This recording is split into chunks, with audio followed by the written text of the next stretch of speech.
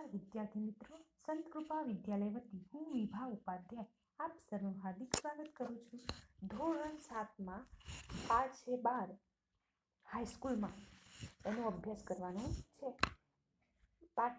લેખકનું નામ છે ગાંધીજી. ગાંધીજીને બધા ઓળખતા જ હશો.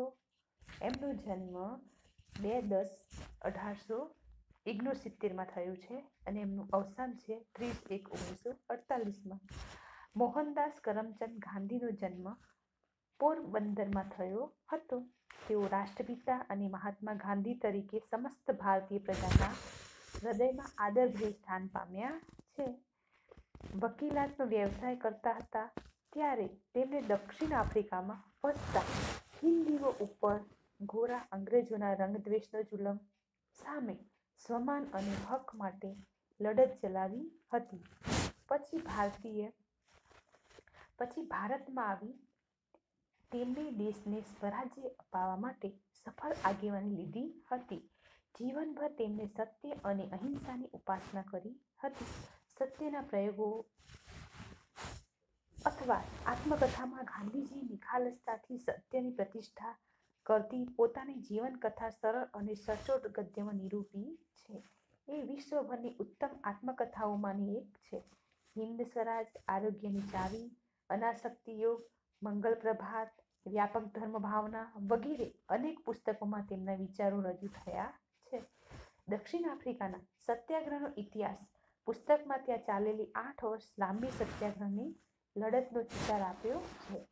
ઇન્ડિયન ઓપિનિયન, યંગ ઇન્ડિયા, નવજીવન, હરિજન બંધુ વગેરે વિચારપત્રોના તેઓ તંત્રી હતા. ગાંધીજીના તમામ લખાણો ગાંધીજીનો અક્ષરદેહ નામે ગ્રંથ શૈલી રૂપે પ્રકટ થયા છે. આ સાદગી, સ્વાભાવિકતા, સરળતા અને ભાષાનું તળપદું બળ તેમના ગદ્યની લાક્ષણિકતાઓ છે. તેમણે રાષ્ટ્ર ઘડતર અને લોક શિક્ષણના કાર્યમાં ઉમદા ફાળો આપ્યો હતો. આ પ્રકરણ ગાંધીજીની આત્મકથા સત્યના પ્રયોગોમાંથી લેવામાં આવ્યો છે. ગાંધીજીના વિદ્યાર્થી જીવનના કેટલાક સ્મરણો આ આત્મકથા ખંડમાં સરળ અને સચોટ ભાષામાં આલેખાયેલા છે. ગાંધીજીનો બાળ વિવાહ થતા અભ્યાસમાં પડતો વિક્ષેપ અને તેમની સરમા પ્રકૃતિનું તેમજ સેવાપરાયણ સ્વભાવનું સરસ આલેખન થયું છે. તેમણે કેળવણી વિશેના વિચારો પણ સ્પષ્ટ રીતે રજૂ કર્યા છે. વિગતે આપણે ચર્ચા કરીએ. વિવાહ થયો ત્યારે હું હાઈસ્કૂલમાં ભણતો હતો. વિવાહ એટલે કે લગ્ન. જ્યારે ગાંધીજીના લગ્ન થયા ત્યારે ક્યાં એ હાઈસ્કૂલમાં ભણતા હતા. એ હું આગળ લખી ગયો છું. તે વેળા એટલે કે સમય. તે સમયે અમે ત્રણેય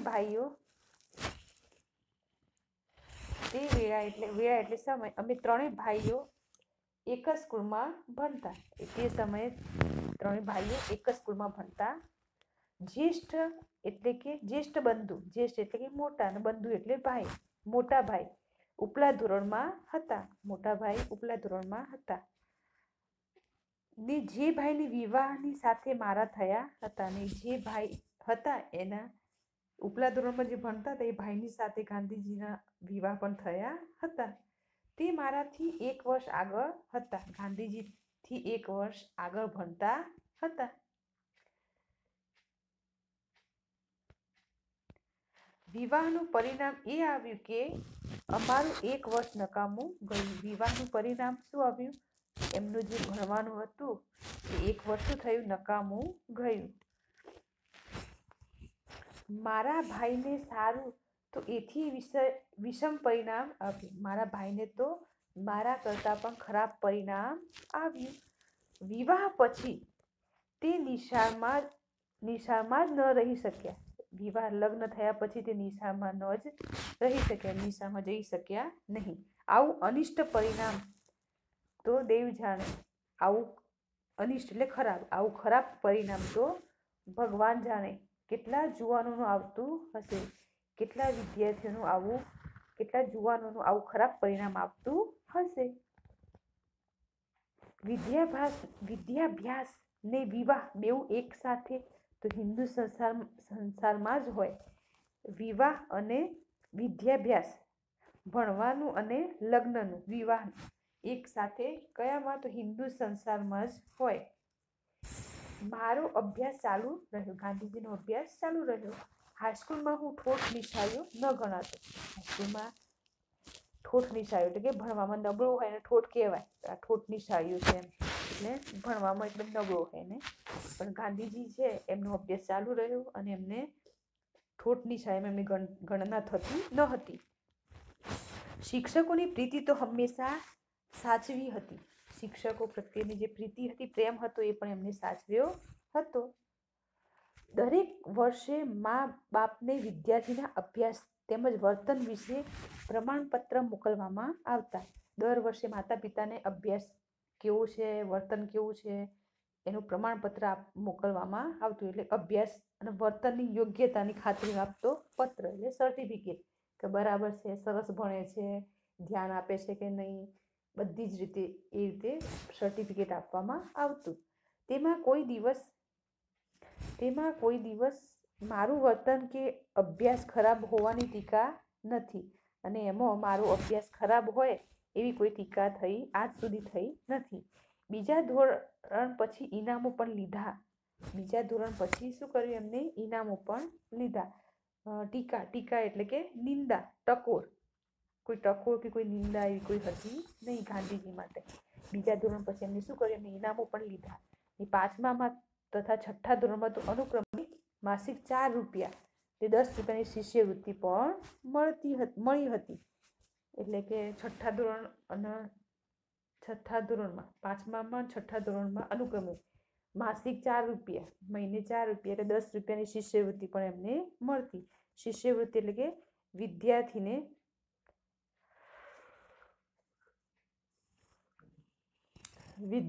ભણતરના ખર્ચ પેટે મળતી નાણાંની મદદ એને શિષ્યવૃત્તિ કહે.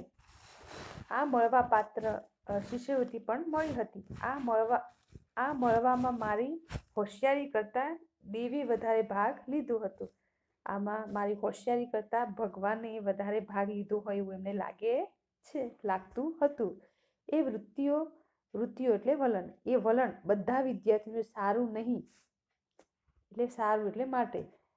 એ વલણ જે છે બધા વિદ્યાર્થીઓ માટે નહીં, પણ જેઓ સોરઠ પ્રાંતના હોય તેમાં પહેલું પદ ભોગવે તેને સારું હતું.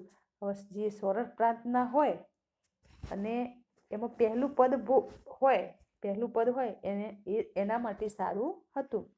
40-50 વિદ્યાર્થીઓના વર્ગમાં તે કાળે એટલે તે સમયમાં સોરઠ પ્રાંતના વિદ્યાર્થીઓ કેટલા હોઈ શકે? સોરઠ પ્રાંત એટલે કે સૌરાષ્ટ્રનો એક પ્રદેશ આવે છે, ભાદર નદીના દક્ષિણના સમુદ્ર સુધીનો જુનાગઢ જિલ્લાનો પ્રદેશ છે, એની વાત કરવામાં આવી છે. મારું પોતાનું સ્મરણ એવું છે કે મને મારી હોશિયારીને વિશે કંઈ માન ન હતું. હવે પોતાની વાત કરે છે કે મારું પોતાનું સ્મરણ એવું છે, એટલે મારી પોતાની યાદ, સ્મરણ એટલે કે યાદ એવું છે કે મને મારી હોશિયારી એટલે હોશિયારીને વિશે કંઈ માન ન હતું. હું પોતે હોશિયાર છું એના માટે પોતાને, ગાંધીજીને એના પ્રત્યે કોઈ માન હતું નહીં. ઇનામ કે શિષ્યવૃત્તિ મળે તો મને આશ્ચર્ય થતું. ઇનામ મળે કે શિષ્યવૃત્તિ મળે તો ગાંધીજીને શું થતું? આશ્ચર્ય એટલે નવાઈ લાગતી. પણ મારા વર્તન વિશે મને બહુ ચીવટ હતી. પણ મારા વર્તન માટે મને બહુ જ ચીવટ એટલે કાળજી હતી. વર્તનમાં ખોટ આવે તો મને રડવું જ આવે. અને વર્તનમાં કોઈ ફેરફાર થાય, ભૂલ આવે, ખામી હોય તો ગાંધીજીને શું થાય? રડવું જ આવે. શિક્ષકને ઠપકો આપવો પડે એવું મારે હાથે કંઈ પણ થાય. શિક્ષક કોઈ ઠપકો આપે એવું કંઈ પણ એમના હાથે થાય અથવા શિક્ષકને તેવું ભાષે એ મને અસહ્ય થઈ પડે. એટલે શિક્ષક છે એમને કશું બોલે, ઠપકો આપે એવું એમના હાથે ક્યારેય બન્યું નથી. અને શિક્ષકને પણ એવો ભાસ એટલે કે એવું લાગે તો એ એમને શું થાય? અસહ્ય થઈ જાય. એટલે અસહ્ય એટલે કે અસહ્ય એટલે સહન ન થાય એવું. અસહ્ય એટલે સહન ન થાય એવું.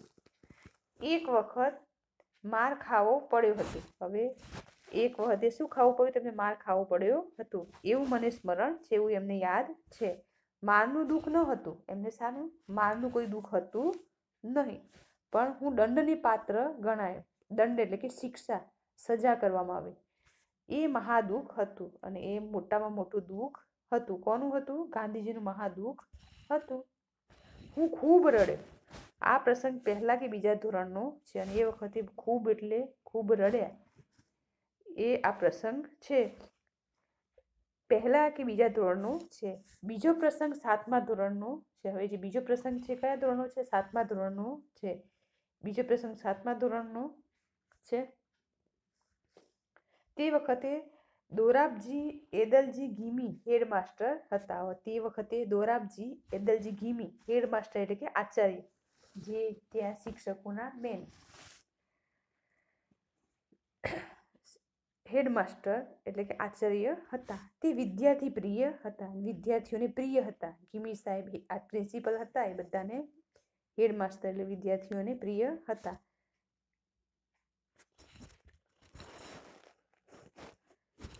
કેમ કે તેઓ નિયમ જળવાવતા. અને કેમ? કારણ હતું કે તે વિદ્યાર્થીઓને નિયમનું પાલન કરાવતા હતા. પદ્ધતિસર કામ કરતા ને લેતા. પદ્ધતિસર કામ કરતા એ ખરા અને લેતા પણ ખરા. તથા શિક્ષક ઠીક આપતા. અને શિક્ષણ છે કેવું આપતા? ઠીક, એટલું બધું માપનું આપતા. તેમની ઉપલા ધોરણના વિદ્યાર્થીઓને સારું કસરત, ક્રિકેટ ફરજિયાત કર્યા હતા. અને ઉપલા ધોરણ માટે વિદ્યાર્થીઓ માટે સારું રહે એ માટે કસરત અને ક્રિકેટનો જે છે એ ફરજિયાત કર્યા હતા. મને તેનું અણગમો હતું. એના માટે ગાંધીજીને અણગમો હતું. કસરત માટે, ક્રિકેટ માટે એમને ગમતું ન હતું. ફરજ પડી કે તે પહેલા તો કદી કસરત કે ક્રિકેટ કે ફૂટબોલમાં ગયો ન હતો. ફરજ પડી એટલે જવું પડે, એટલે કદી આજ સુધી ક્યારે કસરત, ક્રિકેટ કે ફૂટબોલમાં ગયા ન હતા. ન જવામાં મારી શરમા પ્રકૃતિ પણ એક કારણ હતું. અને ન જવા ન પાછળનું કારણ પણ હતું કે પ્રકૃતિ એટલે કે સ્વભાવ એવો હતો. હવે હું જોઉં છું કે એ અણગમો મારી ભૂલ હતી. હવે જે હતું એની અંદર એ અણગમો, ગમતું નહોતું, એ શું હતું? મારી ભૂલ હતી કે શું હતું? એ જુએ છે. કસરતને શિક્ષણની સાથે સંબંધ ન હોય, કસરતને શિક્ષણની સાથે સંબંધ ન હોય એવો ખોટો વિચાર તે વેળે હું ધરાવતો. કસરત શિક્ષણ સાથે કોઈ સંબંધ ન હોય એવો ખોટો વિચાર ગાંધીજી વિચારતા હતા, ધરાવતા હતા.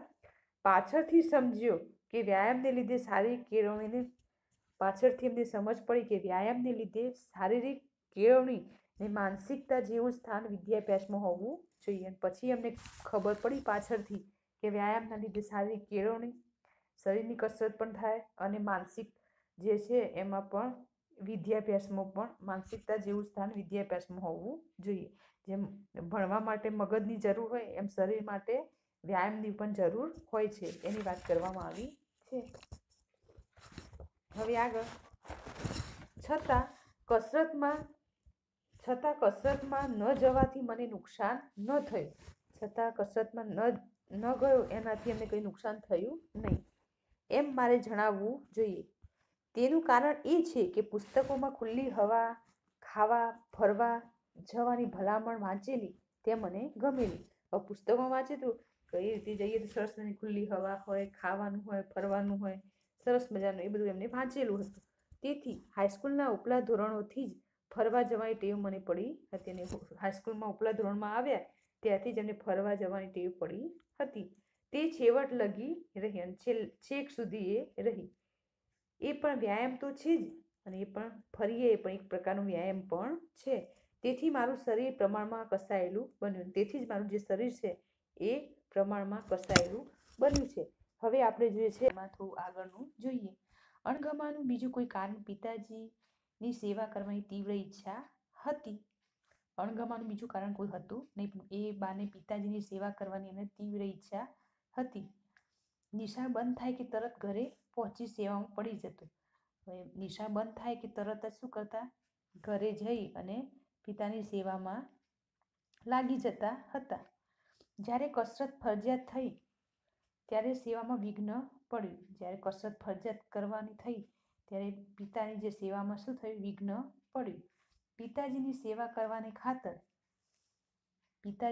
સેવા કરવાને ખાતર કસરતની માફી મળવી જોઈએ એવી વિનંતી કરી. પણ ગીમી સાહેબ શાના માફી આપે? ગીમી સાહેબ શાના માફી આપે? એક શનિવારે નિશાળ સવારની હતી. સાંજે 4 વાગ્યે કસરતમાં જવાનું હતું. મારી પાસે ઘડિયાળ ન હતી. આકાશમાં વાદળા હતા.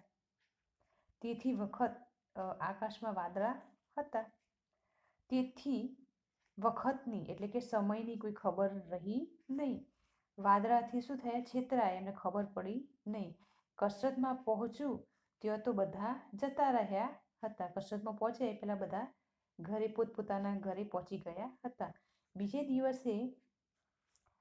બીજે દિવસે ગીમી સાહેબે હાજરી તપાસી તો હું ગેરહાજર નીકળ્યો. બીજા દિવસે હાજરી તપાસી, એમાં ગાંધીજી હતા એ ગેરહાજર હતા, નીકળ્યા. મને કારણ પૂછ્યું. હવે શું કર્યું? એમને કારણ પૂછ્યું. મેં તો જે હતું તે કારણ બતાવ્યું. જે કારણ હતું એ સાચું કારણ ગાંધીજીએ જણાવ્યું. હવે જે સાચું કારણ જણાવ્યું, પણ એ ગીમી સાહેબને શું થયું? એ સાચું કારણ લાગ્યું નહીં. તેમને તે સાચું ન માન્યું. ને એક આનો કે 2 આના કેટલો એ બરાબર યાદ નથી. દંડ થયો.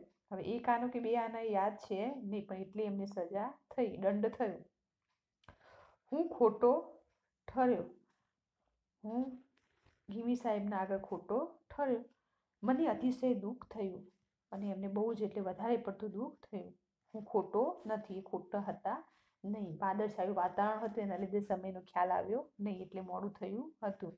એ કેમ સિદ્ધ કરું અને કઈ રીતે સિદ્ધ કરું, કઈ રીતે એની સાબિતી આપું, એમને ખ્યાલ આવતો ન હતો. કશો ઉપાય ન રહ્યો. એનો કોઈ ઉપાય હતો નહીં. મનમાં ને મનમાં સમસમી રહ્યા. રોયા. સમજ્યો કે સાચું બોલનારે ને સાચું કરનારે ગાફેલ પણ ન રહેવું જોઈએ. સાચું બોલનારે અને સાચું કરનારને, બોલનારે ને સાચું કરનારે ગાફેલ એટલે કે અસાવધ, પોતાના અસાવધ, ગાફેલ પણ ન રહેવું જોઈએ. આવી ગફલત એટલે કે ભૂલ, બેદરકારી. મારા ભણતરના સમયમાં આ પહેલી અને છેલ્લી હતી. મારા ભણતરની અંદર મારી પહેલી અને છેલ્લી ભૂલ હતી. મને ઝાંખું સ્મરણ છે. મને ઝાંખું સ્મરણ છે કે છેવટે હું એ દંડ માફ કરાવી શક્યો હતો. અને છેલ્લે મને યાદ છે ત્યાં સુધી હું એ જે દંડ હતો એમાં હું માફ કરાવી શક્યો હતો. કસરતમાંથી તો મુક્તિ એટલે કે છુટકારો. કસરતમાંથી તેમને છુટકારો મેળવ્યો જ. નિશાળના સમય પછી પોતે મારી હાજરી પોતાની સેવાના અર્થે ઈચ્છે છે. હવે નિશાળના સમય પછી પોતે મારી હાજરી છે પોતાના સેવાના અર્થે ઈચ્છે છે. એવા પિતાશ્રીનો કાગળ હેડમાસ્ટરને મળવાથી મુક્તિ મળી. હવે આવો જે કાગળ છે પિતાજી એ હેડમાસ્ટરને મળ્યો, એટલે હેડમાસ્ટરને એમાં મળ્યા પછી એમને મુક્તિ મળી, એટલે છુટકારો મળ્યો કસરત કરવામાંથી ગાંધીજીને. વ્યાયામને બદલે ફરવાનું રાખ્યું. વ્યાયામ કરવાને બદલે શું કર્યું? ગાંધીજીએ ફરવાનું રાખ્યું. તેથી શરીરને વ્યાયામ ન કરાવ્યાની ભૂલને, શરીર છે એને વ્યાયામ ન કરાવ્યાની ભૂલને સારું કદાચ મારે સજા નથી ભોગવવી પડી. વ્યાયામ નહોતા કરતા, પણ એના બદલે શું કરતા? ફરવાનું રાખતા. અને શરીરને વ્યાયામ ન કર્યાની ભૂલને કદાચ એ માટે સજા ન કરતા હોય એમ ભોગવવી ન પડે એની વાત કરે છે. પણ બીજી એક ભૂલની સજા હું આજ સુધી ભોગવી રહ્યો છું.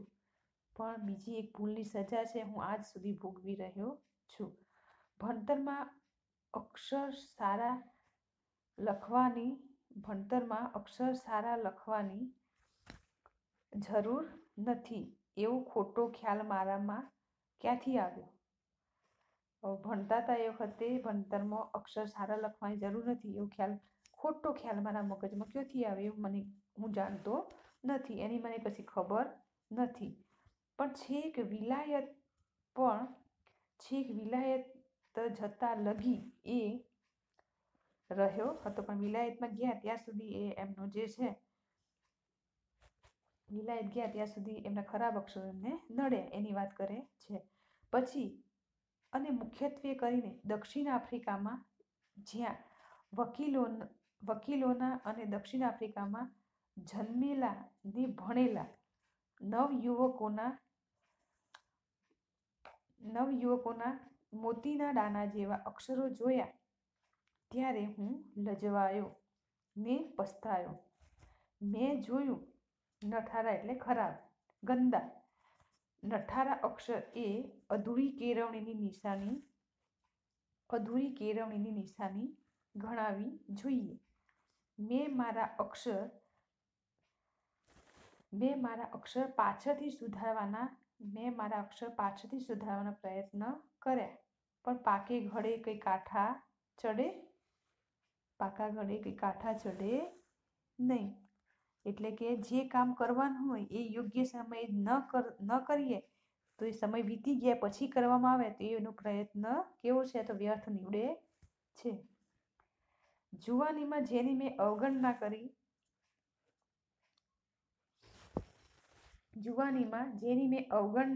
કરી, અવગણના એટલે કે ઉપેક્ષા, ધ્યાનમાં કે લક્ષમાં ન લેવું, જેની અવગણના કરી, બરાબર, તે હું આજ લગી નથી જ કરી શક્યો. સુધારવાનો પ્રયત્ન કર્યો તે અત્યાર સુધી હું એ સુધારી શક્યો નથી, આજ લગી નથી કરી શક્યો. દરેક નવયુવક અને યુવતી મારા દાખલાથી ચેતે ને સમજે કે સારા અક્ષર એ વિદ્યાનું આવશ્યક અંગ છે. સારા અક્ષર હોય એ વિદ્યાનું આવશ્યક જરૂરી અંગ છે. સારા અક્ષર શીખવાને સારું ચિત્રકળા આવશ્યક છે. સારા અક્ષર અને સારું ચિત્રકળા બંને જરૂરી છે. હું તો એવો અભિપ્રાય ઉપર પહોંચ્યો છું, મારું માનવું એવું છે કે બાળકોને ચિત્રકળા છે પ્રથમ શીખવવી જોઈએ. ગાંધીજીનું એવું માનવું છે કે બાળકોને પહેલા શું શીખવવું જોઈએ? ચિત્રકળા પ્રથમ શીખવવી જોઈએ. જેમ પક્ષીઓ, વસ્તુઓ વગેરેને જોઈ બાળક તેને યાદ રાખી સહેજે ઓળખે છે, તેમજ અક્ષર ઓળખતા શીખે ને જ્યારે ચિત્રકળા શીખી ચિત્રો વગેરે કાઢતા શીખે ત્યારે અક્ષર કાઢતા શીખે તો તેના અક્ષર કેવા થાય? છાપેલા જેવા થાય. એવું કોનું માનવું છે? તો ગાંધીજીનું માનવું છે. હવે આગળ, આ કાળના વિદ્યાભ્યાસના બીજા બે સ્મરણો નોંધવા લાયક છે. વિવાહને લીધે એક વર્ષ ભાગ્યું એટલે કે બગડ્યું તે બચાવી લેવાના બીજા ધોરણમાં માસ્તરે મારી પાસે વિચાર કરાવ્યો. મહેનતુ વિદ્યાર્થીને એમ કરવાની રજા ત્યારે તો મળતી. આથી ત્રીજા ધોરણમાં હું 6 માસ રહ્યો. ત્રીજા ધોરણમાં હું કેટલા માસ રહ્યો? 6 માસ એટલે 6 મહિના રહ્યો ને ઉનાળાની રજા પહેલાની પરીક્ષા પછી મને ચોથા ધોરણમાં મૂક્યો. ઉનાળાની રજા પહેલા, ઉનાળામાં રજા પડે ને એ પહેલા, પરીક્ષા પછી મને ચોથા ધોરણમાં મૂક્યો. કયા ધોરણમાં? ચોથા ધોરણમાં મૂક્યો. અહીંથી કેટલુંય શિક્ષણ અંગ્રેજી મારફતે શરૂ થાય છે. અહીંયાથી કેટલુંય શિક્ષણ જે છે એ અંગ્રેજી મારફતે શરૂ થતું હોય છે. મને કશી સમજ ન પડે અને મને કશું ખ્યાલ આવે નહીં, સમજ પડે નહીં. ભૂમિતિ પણ ચોથા ધોરણમાં શરૂ થાય. ભૂમિતિ પણ કયા ધોરણમાં? ચોથા ધોરણથી શરૂ થાય. હું તો તેમાં પાછળ તો હતો જ નહીં, અને ભૂમિતિમાં એ આગળ હતા ને એ પાછળ હતા, એમને ખ્યાલ આવતો ન હતો ને વળી એ મુદ્દલ ન સમજાય. મુદ્દલ એટલે સહેજ પણ કશું સમજાય નહીં. ભૂમિતિ શિક્ષક સમજાવવામાં સારા હતા. ભૂમિતિના જે શિક્ષક હતા એ સરસ રીતે સમજાવવાનો પ્રયત્ન કરતા, સરસ રીતે સમજાવવામાં સારા હતા. પણ મને કંઈ ઘેડ જ ન બેસે એટલે મને કંઈ ખબર પડે નહીં. ઘેડ પડ્યું રહે કે સમજ ન પડે. હું ઘણી વેળા નિરાશ થતો, ઘણી વખત હતાશ થઈ જતા. કોઈ વેળા એમ થાય કે કોઈક વખત એવું થાય કે 2 ધોરણમાં 1 વર્ષ કરવાનું છોડી હું 3જા ધોરણમાં ચાલ્યો જાઉં. ઘણી વાર એવું થાય કે ત્રીજું અને ચોથું 2 છે તો શું કરું, 1 વર્ષ કરવાનું છોડી અને 3જા ધોરણમાં ચાલ્યો જાઉં, એવું મનમાં વિચારતા હતા. હું 3જા ધોરણમાં ચાલ્યો જાઉં, પણ એમ કરું તો મારી લાજ જાય, એમ કરું તો મારી લાજ જાય. ને જેણે મારા ખંત એટલે કે ચીવટ છે, કાળજી છે, ખંત પર વિશ્વાસ રાખી મને પ્રયત્ન કરતા કરતા જ્યારે યુક્લિડના એટલે કે ઈસવીસન 300માં ઇજિપ્તના એલેક્ઝાન્ડ્રિયામાં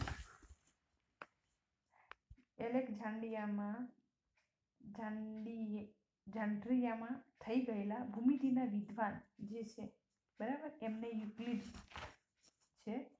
હવે 13મા પ્રમેય એટલે કે ભૂમિતિનો કોઈ સિદ્ધાંતને સાબિત કરવા માટેની એક તાર્કિક પદ્ધતિ છે ને પ્રમેય કહેવાય, ઉપર આવ્યો. 13મા પ્રમેય ઉપર આવ્યો ત્યારે એકાએક મને થયું કે ભૂમિતિ તો સહેલામાં સહેલો વિષય છે.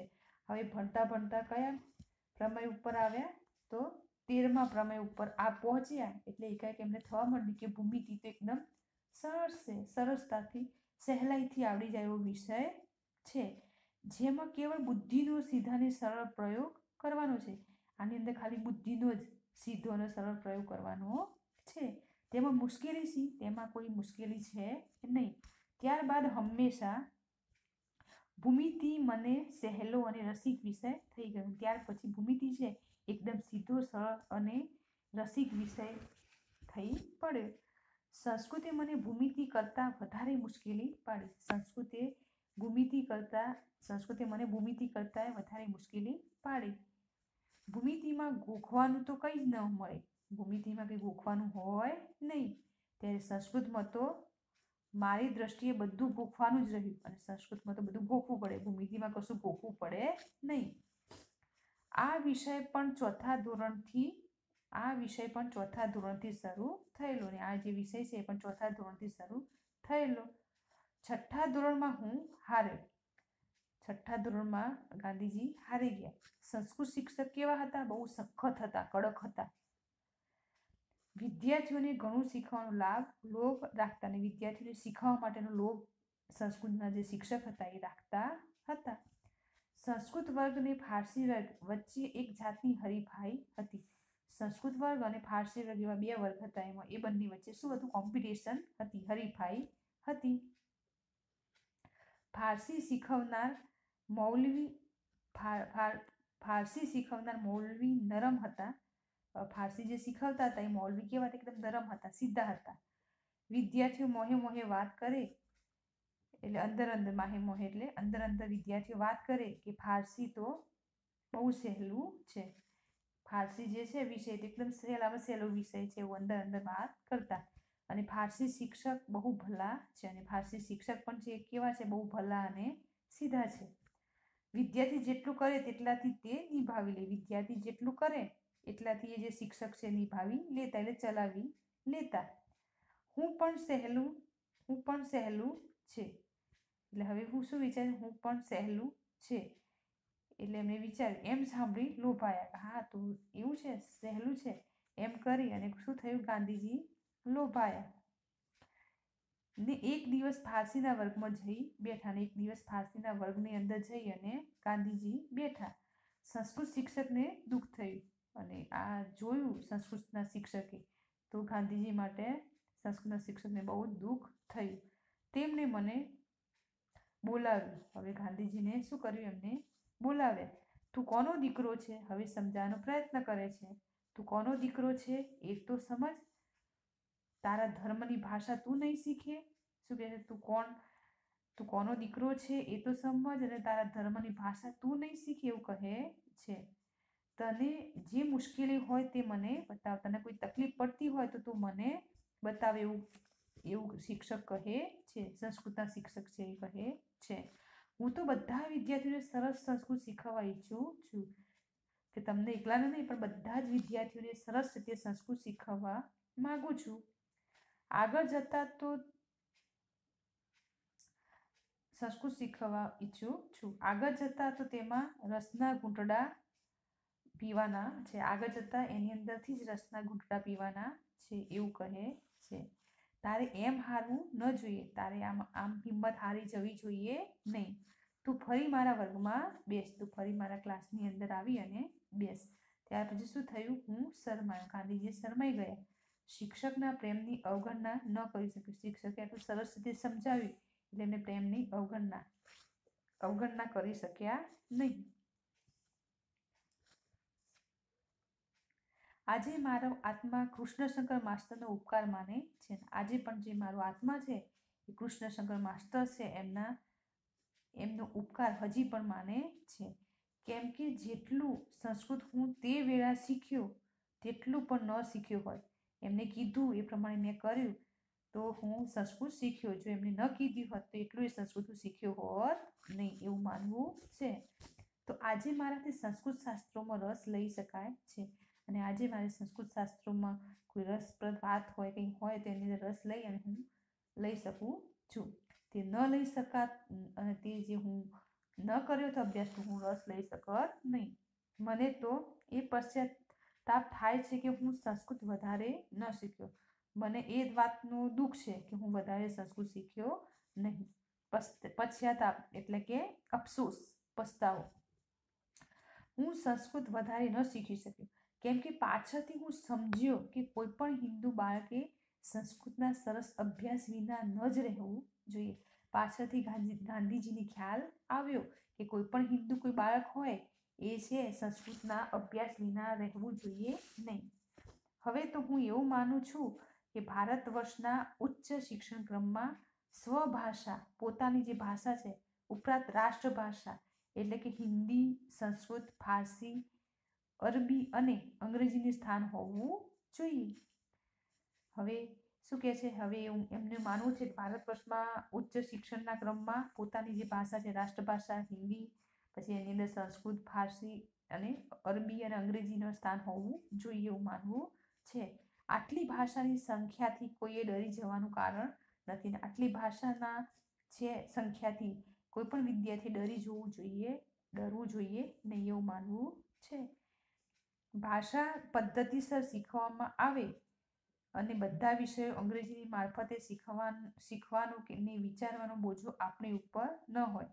હવે જે ભાષા છે પદ્ધતિસર શીખવામાં આવે અને બધા જ વિષયો અંગ્રેજીની મારફતે જ શીખવાનું ને વિચારવાનો બોજો આપણી ઉપર ન હોય તો ઉપલી ભાષાઓ શીખવામાં બોજો નથી. એટલું જ નહીં પણ તેમાં અતિશય રસ રહેલો છે. એટલે રસપૂર્વક આપણે કોઈ પણ વિષય ભણીએ તો એમાં આપણને પૂરેપૂરો સહકાર મળે છે. પણ રસ રાખવો જોઈએ. તમે ગમતો વિષય હોય, ગમતો પિરિયડ હોય, ગમતો વિષય હોય તો સરસ રીતે તમે ભણી શકો. ને અમુક થોડો અઘરો હોય એમાં તમે ધ્યાન આપો નહીં અને તમે ડાયરેક્ટ જ એમ જ બેસી જાઓ તો તમને ખ્યાલ આવી જાય કે તો ગમતો નથી ને એમાં બેઠા છો. એટલે એ રીતે પણ તમને ગમે છે ને એમાં તમે રસ લો છો તો નથી ગમતો અને એ વિષયમાં તમે રસ લઈ અને અભ્યાસ કરવાનો પ્રયત્ન કરો તો એમાં પણ તમને ચોક્કસ સફળતા મળે જ છે.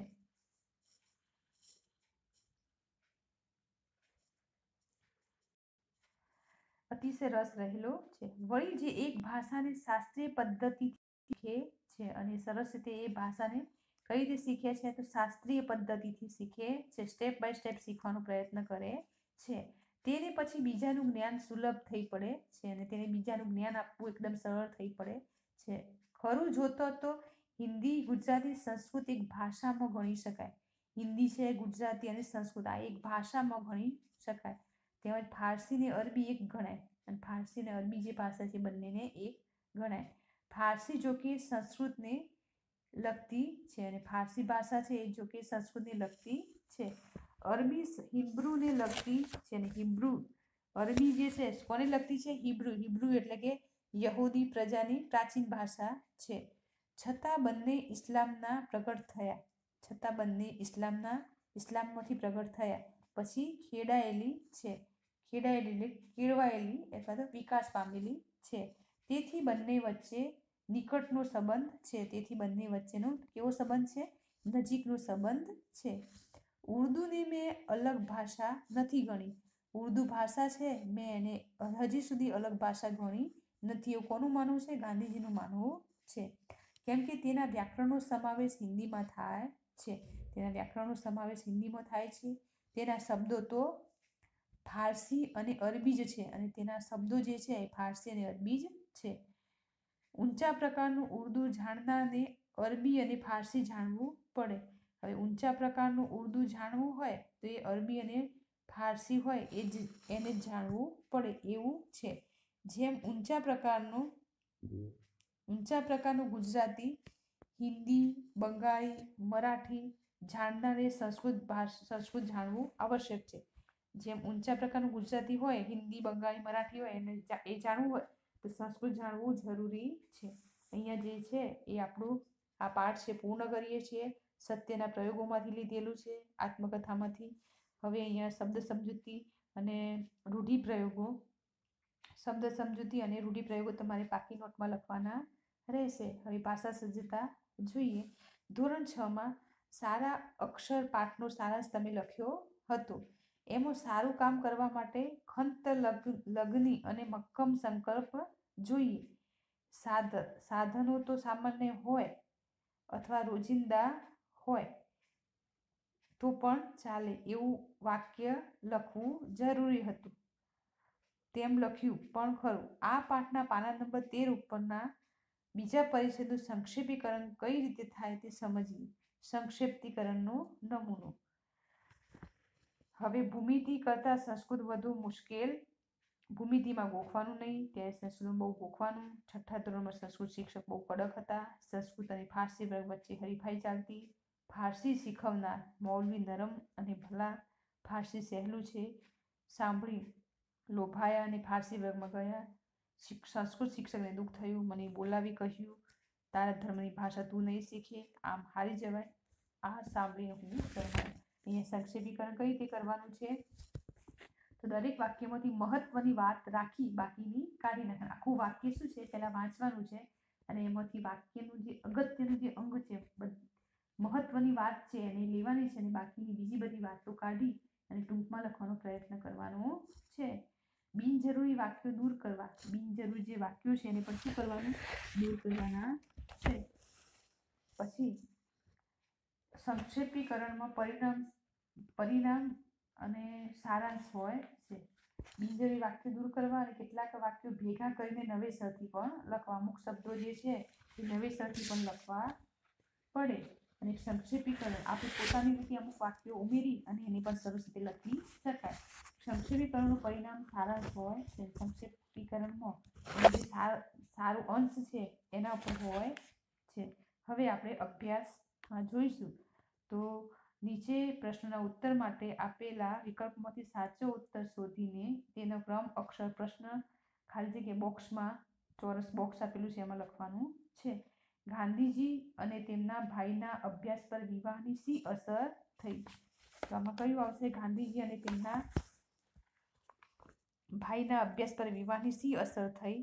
તો આમાં તેઓ ભણવામાં નબળા પડ્યા, તેમને અભ્યાસ વધુ સારું હતું, બેઉ ભાઈઓને એક વર્ષ નકામું ગયું કે તેઓનું અભ્યાસમાં ધ્યાન ન રહ્યું. તો કયું આવશે? એમાં ગણપતિનું ગ આવશે. બેઉ ભાઈઓનું એક વર્ષ કેવું ગયું? નકામું ગયું. હવે બીજું છે, આવું અનિષ્ટ પરિણામ તો દેવ જાણે કેટલા જુવાનોનું આવતું હશે. ગાંધીજી કઈ બાબતને લઈ આમ વિચારે છે? તો પરીક્ષાના ભાર વિશે, બાળ લગ્ન વિશે, અભ્યાસનો ભાર વિશે અથવા તો કૌટુંબિક જવાબદારી વિશે. તો આમાં કયું આવશે? બાળ લગ્ન વિશે, એટલે આમાં ખ આવશે. હવે ત્રીજું છે, કસરત કરવા ન જવા છતાં બાપુને નુકસાન ન થયું, કારણ કે કસરત કરવા ન ગયા, બરાબર, છતાંય બાપુને નુકસાન ન થયું, કારણ કે તેઓ ઘરમાં જ કસરત કરી લેતા, સમય મળે કસરત કરી લેતા, કે કસરતની ચોપડીઓ નિયમિત વાંચતા, કે તેમની ફરવા જવાની ટેવ હતી. તો આમાં કયું આવશે? ઘરનું ઘ આવશે, કારણ કે તેમને શું હતું? ફરવા જવાની ટેવ હતી. હવે ચોથું છે, ભણવામાં અક્ષરો બાબતે બાપુને ખ્યાલ હતો કે? ભણવામાં અક્ષરો બાબતે બાપુને કયો ખ્યાલ હતો એના વિશે જણાવવાનું છે. તો ગમે તેવા હોય તો પણ ચાલે, અક્ષર તો મોતીના દાણા જેવા હોવા જોઈએ, મરોડદાર, સુંદર અને છૂટા હોવા જોઈએ, કે બીજા સરળતાથી ઉકેલી શકે તેવા હોવા જોઈએ. તો હવે ચોથું જે આમાં છે તો ગમે તેવા હોય તો પણ ચાલે એવું ગાંધીજીનું માનવું હતું. એટલે આમાં કયું આવશે? ક આવશે. હવે જે અભ્યાસ છે એના જે પ્રશ્ન છે બીજો અને સ્વાધ્યાય એને પીડીએફ દ્વારા મોકલીશું. એમાં સરસ પાકી નોટમાં સુવાચ્ય અક્ષરે સરસ રીતે લખવાનું રહેશે. જે વિદ્યાર્થીઓ નથી લખ્યું એ વિદ્યાર્થીઓ ટૂંકમાં બધું પૂરું કરી દેજો. Thank you.